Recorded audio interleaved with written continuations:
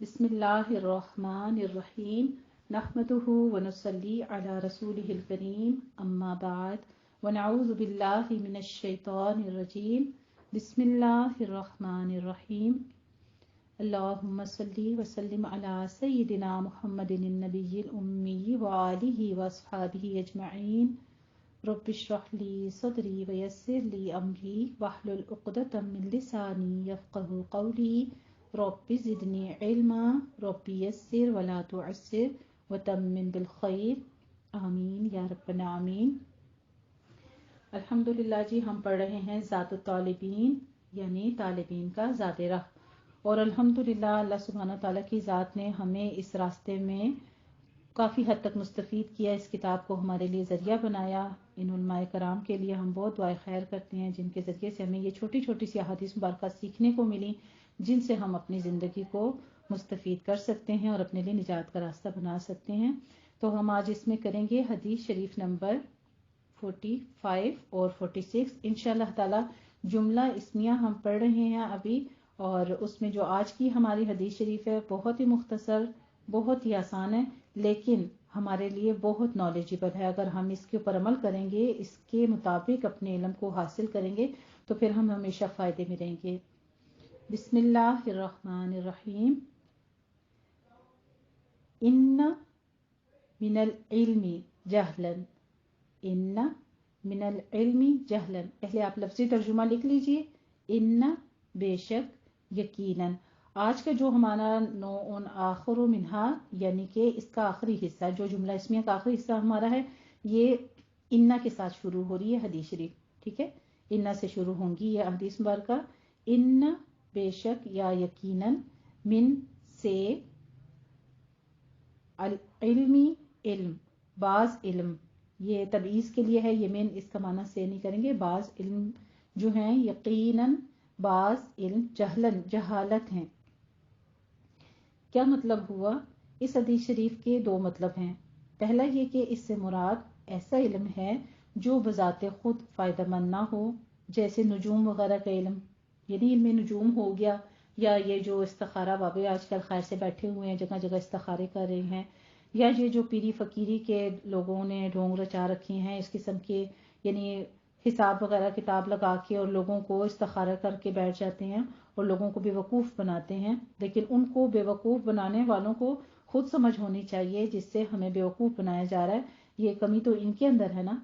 अगर हमारे अंदर एक इल्म हो, हम मुस्बत सोच और मुस्बत इल्म रखते हों, तो कोई भी हमें बेवकूफ़ नहीं बना सकेगा। तो ये हमें जो इल्म इस किस्म के जो लोग सीखते हैं या इन उलूम वालों के पास जो लोग जाते हैं, तो वो भी गाफिल हैं, क्योंकि हमारी आज की हदीस शरीफ है इन्ना मिनल इल्मी जहलन, यकीनन बाज़ इल्म जहालत हैं। दूसरा ये कि इल्म दीन हासिल करें जो कि फ़ायदेमंद हो सकता है, लेकिन सीखने वाला इस पर अमल ना करे और इल्म के मकसद को ना पहचाने बल्कि फ़ख्र और नुमाइश का ज़रिया बनाए, ऐसा इल्म भी जहालत की तरह है।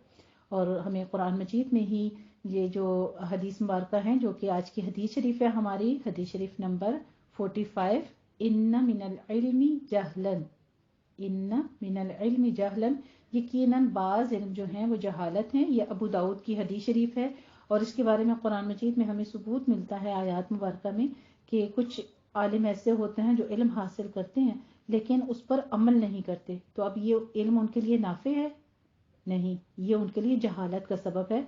और ऐसे शख्स की मिसाल कुरान मजीद में है कि ऐसे आलिम दीन जो हैं उनकी मिसाल कुत्ते की सी है, बल्कि कुत्ते से भी बदतर हैं, जो कि इल्म तो सीखते हैं। अब कुत्ता भी जो है वो भी अपने मालिक के कहे पर भौंकता है, मालिक कहे तो खाता है, मालिक कहे तो रुक जाता है, यानी वो भी हुक्म की तामील करता है। लेकिन ऐसे आलिम जिन्होंने कुरान सीखा, इल्म हासिल किया और वो उस पर अमल ही नहीं करते, तो वो मालिक की किस कदर नाफरमानी कर रहे हैं सब कुछ जानने के बावजूद। क्योंकि लुगात में इसके जाहलन के माना जो है नावाकिफ होना या जाहिल होना। क़ौल अल्लाहु तआला बल अंतुम कौमुन तजहलून। इसकी तरकीब हम करते हैं इंशाअल्लाह ताला वजाहत के साथ अल्फाज की कि इन्ना हर्फ मुशब्बा बिलफेल है, मिनल इल्मी जार और मजरूर, मिन हर्फ जार है और अल इल्मी इसका मजरूर साबित के मुतल्लिक हुए और इन्ना की खबर मुकद्दम हुए। जहलन इसम मुअख्खर है, इन्ना अपने इसम और खबर से मिलकर जुमला इस्मिया खबरिया हुआ। اسی کے بارے میں تھوڑی سی وضاحت یہ بھی کرتی چلوں اس کی تشریح میں کہ بے شک علم ایک جہالت ہے لیکن بے شک بعض باتیں جو ہوتی ہیں وہ انسان کے اوپر، کچھ ایسے علم بھی ہوتے ہیں جو انسان کے لیے نافع بخش ہوتے ہیں، تو اللہ سبحانہ تعالیٰ سے دعا کرتے رہنا چاہیے، جو کہ نبی کریم صلی اللہ علیہ وآلہ وسلم نے ہمیں سکھائی ہے کہ ہمیشہ علم نافع کی دعا کرنی چاہیے اور ایسے علم سے پناہ مانگنی چاہیے جو کہ انسان کو نقصان میں ڈال دے.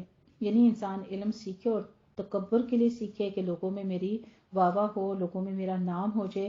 جیسے کہ قیامت کے دن کے بارے میں حدیث شریف آتی ہے کہ قیامت کے دن ایسے عالم کو بھی لایا جائے گا اور اس سے اللہ سبحانہ و تعالیٰ سوال کریں گے کہ بتا تو کیا لے کر آیا ہے. تو کہے گا یا اللہ میں نے ساری زندگی تیرا علم سیکھا، یعنی عالم دین تھا، اور تیرا علم سکھایا اور میں نے تیری راہ میں ساری زندگی بسر کر دی. اللہ سبحانہ تعالیٰ فرمائیں گے تو جھوٹ بولتا ہے. پھر وہ کہے گا کہ نہیں یا رب تعالیٰ میں سچ کہتا ہوں. اللہ سبحانہ تعالیٰ فرمائیں گے کہ تو جھوٹ بولتا ہے کیونکہ تو نے یہ علم سیکھا پیسے کی خاطر، دولت کی خاطر، نام کی خاطر، اور تو نے یہ چاہا کہ لوگوں میں نامور ہو جاؤں کہ اس کو بہت آتا ہے، اور تو نے اس سے پیسہ کمانے کی غرض کی ہے. جو بھی اس طرح کی جس کی نیت ہوتی ہے تو پھر اس کو پیشانی کے بالوں سے گھسیٹ کر جہنم میں ڈال دیا جائے گا. اللہ سبحانہ وتعالی ہم سب کو ایسا کامل علم عطا فرمائے اور ایسا علم سیکھنے والا بنا دے جو ہمارے لیے نفع بخش ہو. جس علم پر عمل نہ کیا جائے وہ علم نہیں بلکہ جہالت ہے. وہ شخص عالم نہیں بلکہ جاہل ہے، اور عالم ہو کر گناہ کرنا سب سے بڑی جہالت ہے، اور عمل کرنے کے ڈر سے علم ہی حاصل نہ کرنا یہ تو ڈبل گناہ ہے. بعض لوگ اس غرض سے علم ہی نہیں حاصل کرتے کہ اگر ہمیں نہیں معلوم تو ہم سے معافی ہو جائے گی، ہمیں بخش دیا جائے گا. حالانکہ ایسا کچھ بھی نہیں ہے، یہ دگنا گناہ ہے انسان کے اوپر. جب دنیا میں آ گئے ہمیں پتہ چل گیا کہ ہمارا مذہب جو ہے اسلام ہے، ہمارا رب اللہ ہے، ہمارا نبی جو ہے وہ رسول اللہ صلی اللہ علیہ وآلہ وسلم ہے، اور ان پر جو کتاب نازل ہوئی ہے وہ قرآن ہے. جب یہ ساری باتیں ہمیں پتہ ہے تو ہم قرآن کا علم سیکھنا کیوں نہیں چاہتے؟ پھر اس کی طرف ہم سوچ کیوں نہیں کرتے؟ قیامت کے دن یہ کہہ کر چھٹکارا نہیں ہو سکتا کہ مجھے تو پتہ ہی نہیں تھا، یعنی جہالت جو ہے وہ عذر بن جائے گی. ایسا نہیں ہوگا. علم پر عمل کرنا بھی پھر ضروری ہے.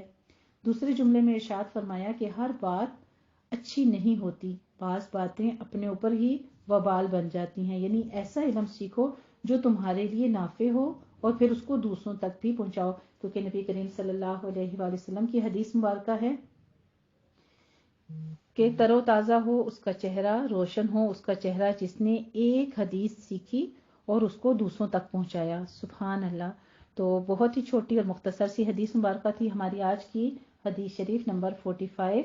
ان من العلم جہلا، یقیناً بعض علم جہالت ہے. اب آپ کو مفہوم اس کا جو ہے معنی ہے حدیث شریف کا وہ انشاءاللہ تعالی واضح ہو گیا ہوگا. حدیث شریف نمبر 2 کرتے ہیں آج کی، اور وہ بھی علم کے بارے میں ہے. اگر آپ علم حاصل کرتے ہیں اور پھر دوسروں تک پہنچاتے ہیں تو پھر آپ کو انداز کیسا اختیار کرنا چاہیے اس کے بارے میں بھی ایک حدیث شریف ہے. ان من البیانی لسحرا، ان بے شک، من البیانی بعض بیان، لسحرا جادو کا اثر رکھتے ہیں، یعنی جادو جیسا اثر رکھتے ہیں. یعنی بیان کے معنی ہے کھولنا اور ظاہر کرنا. اسی وجہ سے یہ لفظ فصیح گفتگو اور تقریر پر بولا جاتا ہے. جس طرح جادو انسان کے حالات کو بدل دیتا ہے، اسی طرح بعض بیان انسانی حالات کو بدلنے کا ذریعہ بن جاتے ہیں. آپ کی چھوٹی سی بات، آپ کی چھوٹی سی تمہید، آپ کی چھوٹی سی نصیحت جو ہے تو وہ دوسروں کے لیے کیا بن جاتی ہے؟ اس کی نیک راہ پر چلنے کا سبب بن جاتی ہے، اس کی آخرت سنوار دیتی ہے. اور یہی چیز جو ہے ہمیں سوچ کے علم حاصل کرنا چاہیے اور آگے بھی پھیلانا چاہیے کہ پھر دوسروں تک بھی یہ بات ہماری پہنچے اور اس کے لیے نجات کا ذریعہ بن جائے. اللہ سبحانہ و تعالیٰ کی ذات ہے وہ ہم سب کو اس کی توفیق عطا فرمائے. کیونکہ حدیث شریف جو آج ہم پڑھ رہے ہیں وہ کیا ہے؟